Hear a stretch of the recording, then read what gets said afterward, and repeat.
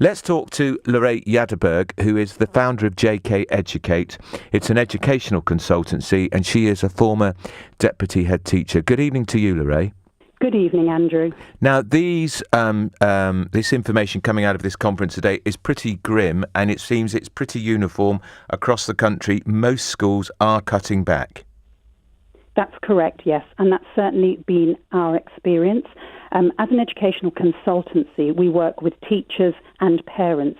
Parents are very desperate at the moment for reassurance that their children are going to be all right doing their GCSEs, their A-levels, and they come to us for help with assessments and to help them with tutoring outside of school because they don't feel they're getting what they need in school. You know, we need to have a world-class education system with every child being equally well educated.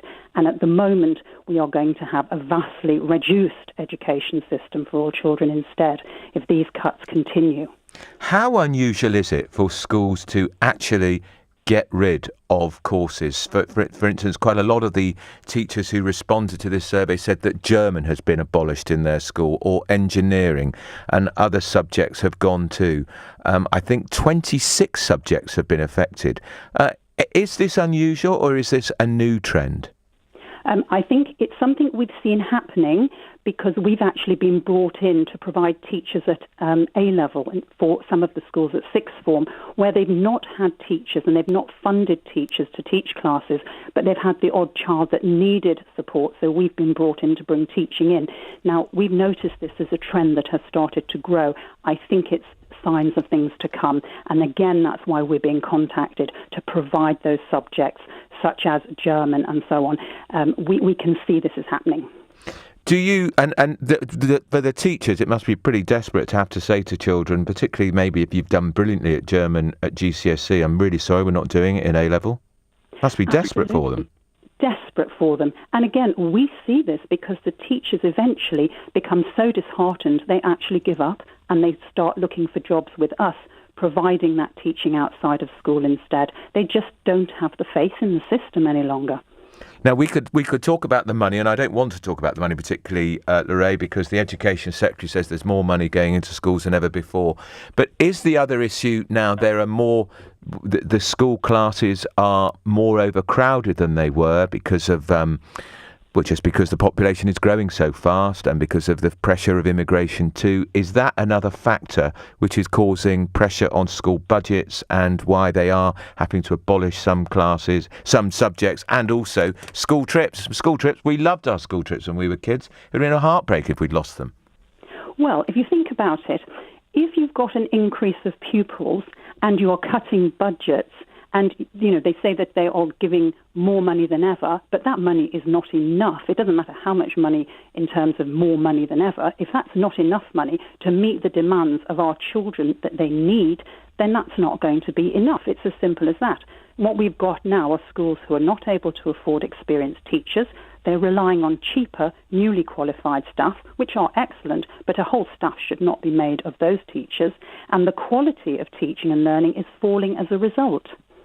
What can be done, apart from the obvious more money for schools? Is there anything schools can do to be more imaginative, maybe in the way they approach their budgets, or more imaginative in the way they're teaching subjects?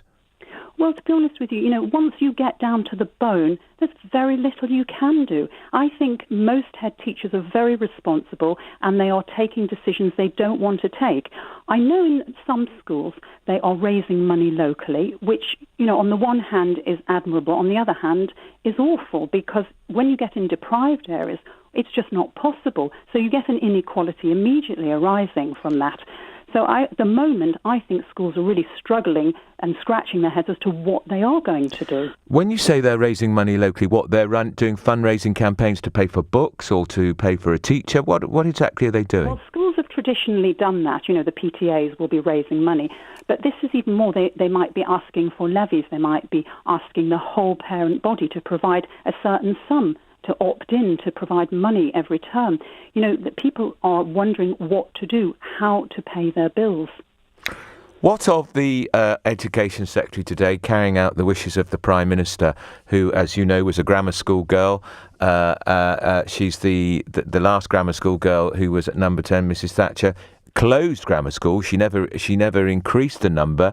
Mrs May wants to increase more. The Education Secretary today at that conference said there would be more grammar schools.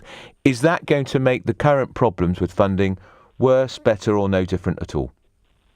Well, in some respects, it's going to make it worse, because if you set aside an amount of money to develop this particular side of education, that money is being taken away from other sides of education. And if we have got such a poor situation with 60% of schools in urgent need of repair or even replacement, then we have to ask, well, what are our priorities? And we need to think about every child being equally well educated in the country. And is your concern that now this is going to impact on the quality, not just of the education, but how these children are going to be when they leave school? Yes, certainly. And are you already seeing that? I'm not really at the moment, but it is going to happen. It's undoubtedly going to happen in the future if we don't do something now. We need to make sure that the future education of this country's children is the highest priority for all of them, and we need to make that happen. All right, that's Lorrae Yaderberg. She is the founder of JK Educate. That's an educational consultancy.